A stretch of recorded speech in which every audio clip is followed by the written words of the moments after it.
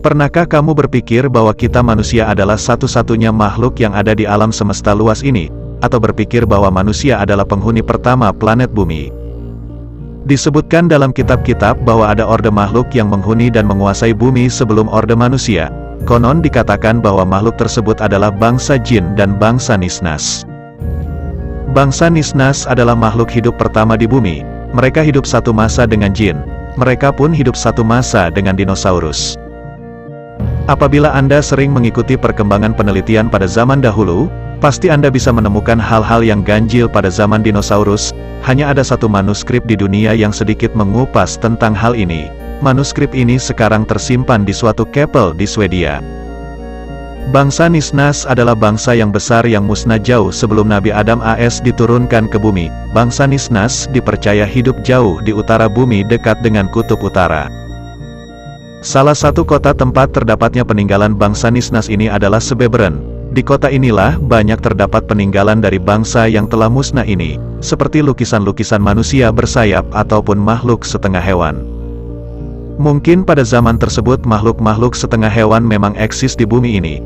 Bahkan mungkin setelah bangsa ini musnah, sisa-sisa dari mereka yang bertahan dianggap dewa oleh orde manusia. Tak heran di berbagai penjuru dunia kita dapat menemukan berbagai artefak atau lukisan manusia setengah binatang. Bahkan di Indonesia sendiri terdapat artefak manusia setengah binatang seperti manusia Garuda. Di salah satu candi di Jawa Tengah berbentuk badan manusia dengan sayap dan kepala burung. Sama dengan di Mesir dalam lukisan di dalam piramid, berbadan manusia berkepala burung. Atau mungkin mitologi dan legenda dahulunya adalah memang kenyataan. Seperti mitologi Yunani yang banyak menyebut dan menggambarkan manusia setengah hewan, atau legenda dari tanah Jawa yang menceritakan manusia setengah hewan, badan manusia kepalanya anjing yang lazim disebut Aul, hampir sama dengan Anubis dalam kepercayaan Mesir kuno. Sebeberen sendiri terletak dekat sekali dengan lingkar kutub. Di sana matahari hanya bersinar sekitar setengah bulan saja dalam satu tahun, jadi selebihnya gelap gulita. Kegelapan tersebut hanya diterangi oleh aurora borealis. Banyak sekali peninggalan masa lalu yang tidak terlacak di sana, peninggalan-peninggalan masa lalu sebelum manusia menguasai bumi. Namun sebelum kita lanjut ke pembahasan berikutnya, mari yang baru gabung support channel ini cukup tekan tombol subscribe dan aktifkan notifikasi loncengnya, agar sahabat sekalian tidak ketinggalan video terbaru dari channel ini.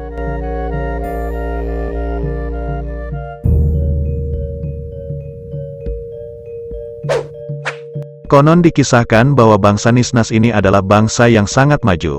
Bangsa Nisnas ini diberikan kemampuan luar biasa, akal dan pikiran mereka jauh melampaui manusia saat ini. Satu kelebihan mereka yang sangat luar biasa yaitu mereka mempunyai kemampuan telepati yang sangat hebat. Teknologi mereka sangat maju, lebih dari teknologi pada saat ini, mereka telah membangun kota-kota yang sangat megah dengan segala teknologi canggih dan tata kota yang sempurna. Bangsa Nisnas mempunyai postur yang jauh lebih tinggi dari manusia saat ini. Tak heran kuil-kuil dan bangunan yang dibangun oleh mereka begitu besar dan megah. Ras mereka dibagi menjadi beberapa, ada yang sangat mirip dengan manusia namun memiliki sayap, ada yang berbadan manusia berkepala binatang ataupun sebaliknya. Karena kecongkakan ego dan nafsu, mereka saling berperang antar sesamanya, hingga akhirnya bangsa ini dihancurkan oleh Azazil atas perintah Tuhan. Dikarenakan mereka telah lupa atas tugas yang telah diberikan olehnya. Hampir semuanya musnah dalam pertempuran dengan pasukan langit yang dipimpin Azazil, yang tersisa hanya sedikit dari mereka dan peninggalan mereka, itu pun hanya diketahui oleh manusia-manusia tertentu saja. Selain di Sebeberen, peninggalan mereka pun ada di Swedia dan suatu kawasan di Asia. Dengan kecongkakan ego dan nafsu, mereka terus berperang dengan sesamanya demi memperebutkan wilayah dan kekuasaan.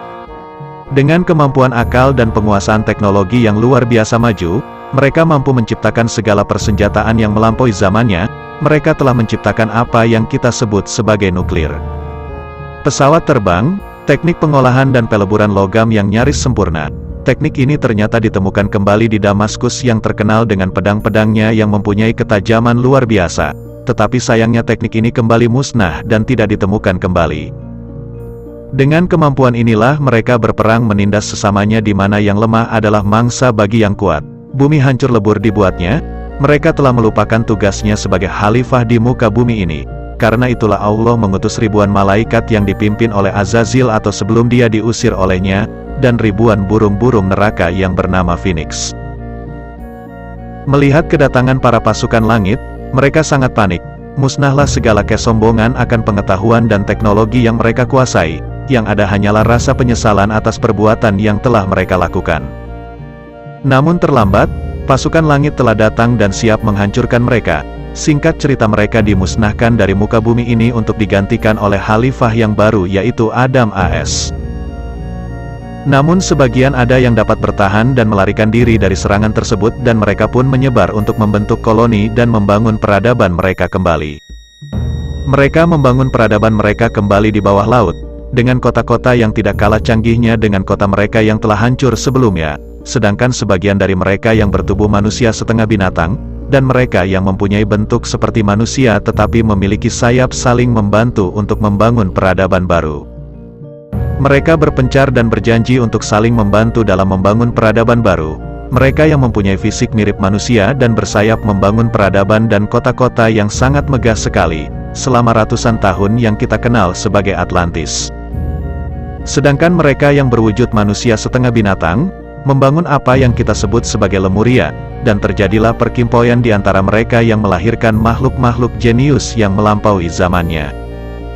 Mereka sudah dapat melakukan perjalanan antar galaksi, mereka juga telah mampu menciptakan satelit-satelit pengintai, tetapi hanya satu yang tersisa hingga saat ini yang kita kenal sebagai bulan, dan mereka pun menciptakan berbagai macam alat-alat perang yang sangat canggih.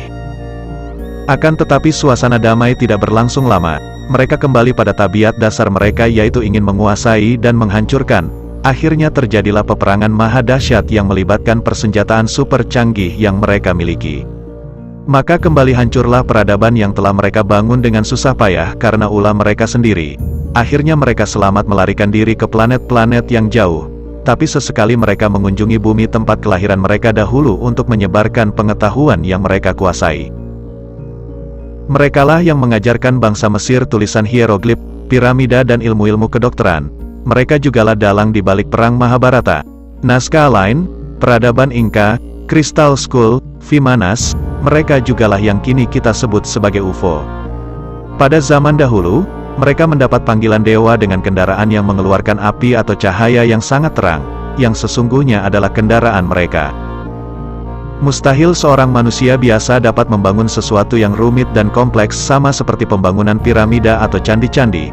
Tidak mungkin manusia zaman dulu dapat membangunnya tanpa ada campur tangan dari suatu makhluk yang mempunyai inteligensia yang sangat tinggi.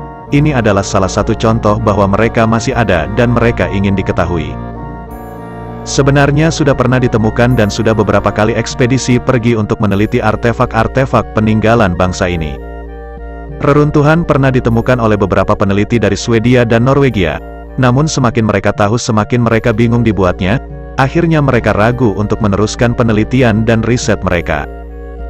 Terlalu banyak hal-hal yang berbenturan dengan keyakinan, karena semua yang mereka teliti dapat mengacaukan semua keyakinan dan teori-teori yang ada. Oleh karena itu mereka berpendapat lebih baik hal tersebut dibiarkan menjadi rahasia hingga waktu menjawabnya. Al-Quran Surah Al-Hijr ayat 27 menjelaskan tentang makhluk sebelum manusia adalah bangsa jin, dan kami telah menciptakan jin sebelum Adam dari api yang sangat panas. Al-Hijr 15:27.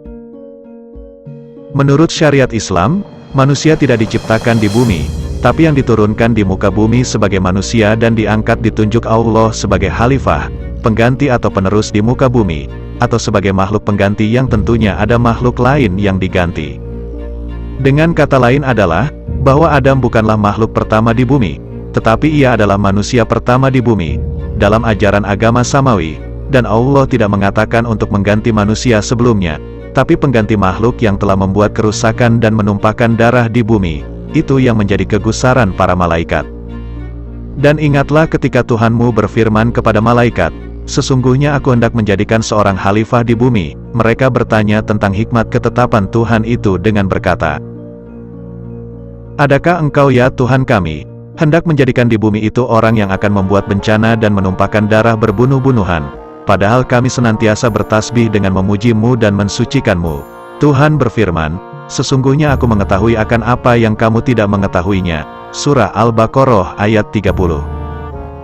Apakah makhluk ini bangsa Nisnas yang malaikat maksud?